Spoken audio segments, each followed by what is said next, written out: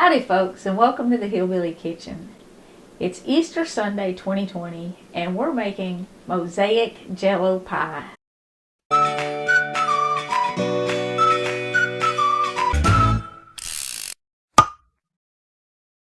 This is a kind of a family tradition, and I've actually been trying to share this with y'all for about 3 or 4 days, and something has gone wrong every time. This is the third time I've tried.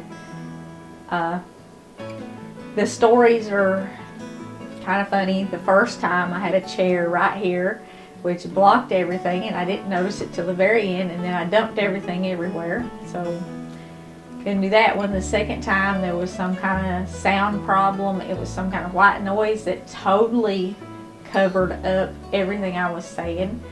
So I'm sorry, I'm just now getting this up on Easter Sunday. But since we can't go out and do the things that we normally do on Easter, I still wanted to share this with you, and that this is how Brett and I are spending our Easter Sunday, is we're getting this ready to share with you, and hopefully we will have it up so that you can watch it this evening. Even though you won't be able to have it this Easter, maybe for next Easter. And like I said, this is how we're spending our Easter Sunday. So I hope y'all have a truly blessed Easter that is filled with the love and the peace of God, even though maybe it's not filled with the activities that we're used to. So let's get started on this recipe. And because it's 2020 and we're in the middle of all this chaos, I had to do a lot of substitutions. I'm going to give you the recipe the way that it was originally, and then I'm going to tell you about my substitutions. You need 4 flavors of Jell-O. You need a yellow, a red, and an orange. And I'm using lemon, cherry, and orange. And you need a 4th flavor that you're going to mix up a little bit different. And that is always lime in the recipes. And you don't want your lime gelled super firm. The rest of it you do. And you're going to prepare these 3 with exactly half of the normal box instructions. You want the little 3-ounce boxes of Jell-O, and instead of using a cup of boiling water and a cup of cold water, you're going to use a half a cup of boiling water and a half a cup of cold water. And if you want to make it faster, you can use a half a cup of boiling water and a half a cup of ice water. And this will set up firm if you do that in about an hour, maybe even less. So you can make it pretty fast. The lime Jell-O, you want to use a half a cup of boiling water and then a 1/4 of a cup of cold water or a 1/4 of a cup of ice water. Now if you do the ice water, it'll set up almost to the point that you want it just when you mix in that ice water. You'll only have to put it in the refrigerator maybe another 10 or 15 minutes. I think I did this with ice water and then I put it in the refrigerator for 15 minutes, and it's a little stiffer than what I actually want, but that's okay, I'm still going to use it. Now if you don't have Jell-O, which I did not have all the flavors I needed, I didn't have any lemon, and you can use pineapple or something if you don't like the lemon, and you can substitute strawberry for the cherry, or just different things like that. But because I didn't have any lemon, I used this unflavored gelatin. And your grandma used to have this in her cabinet all the time. Jell-O brand stuff, and it really changed life. By the 80s, we had forgotten what this even was. And it's kind of making a comeback now, along with fresh whipped cream. Because before the Jell-O and the Cool Whip thing, everybody made their whipped cream. Well, Jello and Cool Whip came out. It was so much easier that people forgot about this. The other thing that was originally in the recipe, the only other thing you need besides the 4 flavors of Jell-O, is a tub of Cool Whip. Now, like I said, the Cool Whip has kind of been replaced again with fresh whipped cream. Because I didn't have lemon Jell-O, these little individual packets, they have the same amount of gelatin in them as a single, one of the small 4 serving boxes of Jell-O. So I used lemon extract and sugar and 1 envelope of this, and just mixed it up the same way as I did the Jell-O. And you can use this stuff in fruit juice and do a natural Jell-O. You would use, if you were doing just Jell-O, you would use 1 envelope for 2 cups of fruit juice. But the directions are on the package. And this is definitely something worth checking out. If you haven't used it, don't know what it is, check this out, maybe put some in your cabinet. The other thing is my whipped cream. I didn't have any whipped cream and didn't have any Cool Whip. You can make whipped cream out of powdered milk, but it takes a lot of mixing. You're going to have to whip it for at least 15 minutes. And to do that, you use a 1/2 cup of powdered milk and a 1/2 cup of ice water, and just whip and whip and whip and whip. And you still add the like 2 tablespoons of sugar and a 1/2 teaspoon of vanilla. So let's get on with making this pie. And I'm going to whip my cream a little bit more. I've already whipped it a lot, but I'm going to add my lime Jell-O to my whipped cream, and that's going to be the base for my pie.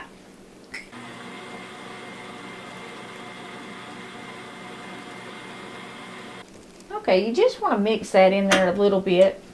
And when you add Jell-O or unflavored gelatin to whipped cream, it stabilizes it.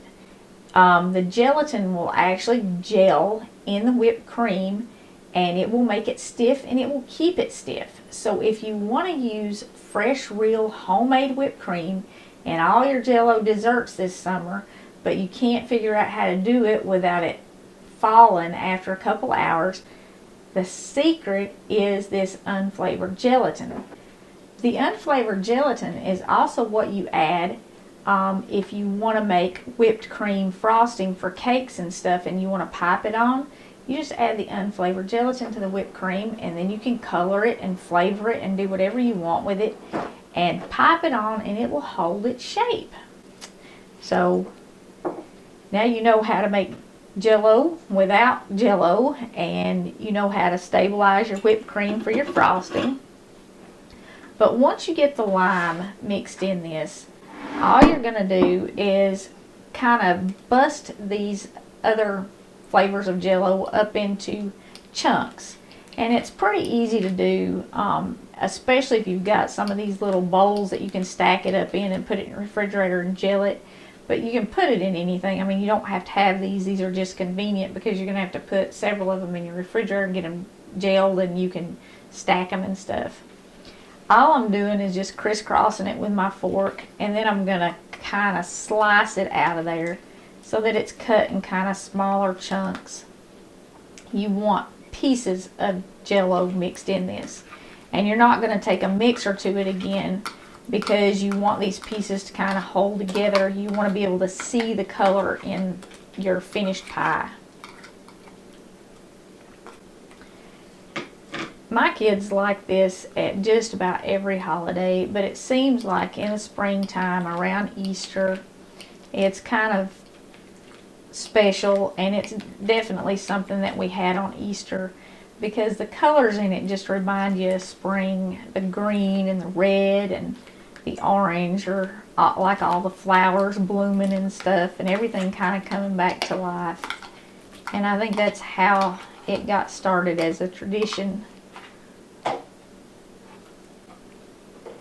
I originally got this recipe from my mother-in-law, and she made it for her kids the whole time they were growing up. And it's a pretty cheap recipe. I mean, if you consider 4 boxes of Jell-O and some Cool Whip and a crust,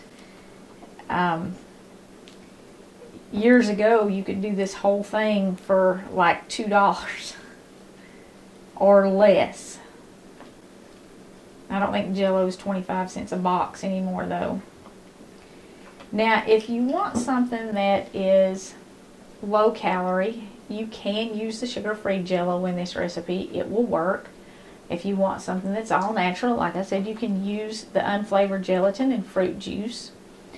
If you want to go really low carb and really low calorie, you don't have to put this in a crust.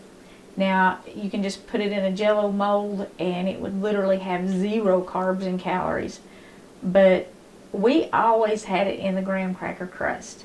And you could use a vanilla wafer crust with this if you didn't have graham crackers or something else, or like I said, nothing at all. But the graham cracker crust is kind of part of our tradition. But you can see how pretty all the colors are mixed together. And like I said, it just kind of looks like springtime. I really wish I'd have gotten this recipe up in time for you to make one for Easter. But you will have it for next Easter. And at the very least, we can share our traditions with one another this year and look forward to next year. Now, at this point, all you're going to do is you're going to put this back in the refrigerator for 30 minutes to an hour. An hour is best if you have it, because you want that lime Jello that's mixed in your whipped cream to gel and get good and firm. And that's what's going to hold your pie together. And you'll be able to slice it in pieces, and it'll be nice and firm and pretty to make a presentation with. I also used to make this a lot for my kids, and I would put it in like a casserole dish or a square cake pan or something, because I'd do a big double one. They loved it so much that they would eat it, and you just smash the graham crackers out in the bottom of your big cake pan or your casserole dish, and you can double the recipe that way. Or you can make two pies. I think it's a little easier to cut out of a cake pan though, because you're cutting the squares out.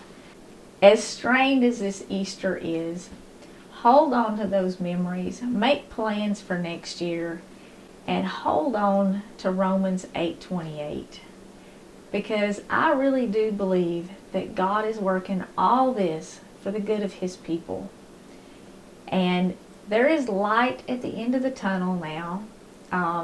I saw this morning before I started this video that President Trump is talking about, well, he has already formed a task force to start reopening our whole country this next week. And Tennessee is set to reopen on Tuesday. All of the quarantines are set to expire. And the governor has not indicated in any way that he will extend those. So while we're sitting around waiting on those things to happen, this is certainly no time to stop praying. And we need to pray for a resurrection miracle that will almost equal that first Easter Sunday. We need to pray for a resurrection in truth in our country and in our world, because there is certainly, the media, I know we're all shaking our heads over some of the stuff going on. And we need to pray for a resurrection of our education system, because our children are being served a serious misjustice. And I think most of us agree with that too. And we need to pray for a resurrection of our individual liberties, and most of all, for a resurrection of our faith. Thank you all so much for joining us in the Hillbilly Kitchen. And I hope we celebrate many more Easters together. If you haven't already, please click like and subscribe before you leave. And until next time, remember to put God first.